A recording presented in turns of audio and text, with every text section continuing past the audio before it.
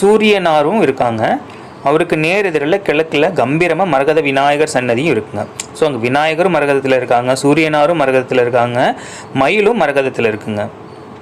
பின்பிரகாரத்தில் சண்டிகேஸ்வரர் இருக்காங்க. ஆதிமூலவர் முருகர் பெருமான் ஆதிமூலவராகவும் இருக்காருங்க. நாகர், பைரவர், நவக்கிரக சன்னதிகளும் இந்த கோயிலில் அமைஞ்சிருக்குங்க. கருவறையில் பாலசுப்பிரமணியராக முருகப்பெருமான் அருள்பாலிக்கிறார். நமக்கு மூலவருக்கு தெற்கு பகுதியில் அண்ணாமலையார் அருள்புரிகிறார்.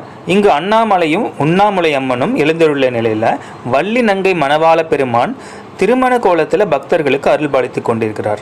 இந்த ஆலயத்தில் உள்ள பாலசுப்பிரமணிய சுவாமி, ஆதி மூலவர், நவக்கிரக விக்கிரகங்கள் தவிர மற்றவை அனைத்தும் மரகத பச்சை கல்லால் ஆனதுங்க. இந்த ஆலயத்தில் இறைவனை அருணகிரிநாதர் சிறப்புற புகழ்ந்து பாடியிருக்கிறாங்க. இந்த ஆலயத்தில் இருக்கக்கூடிய இறைவனுக்கு ஒரு மண்டலம் 48 நாட்கள் நெல்லி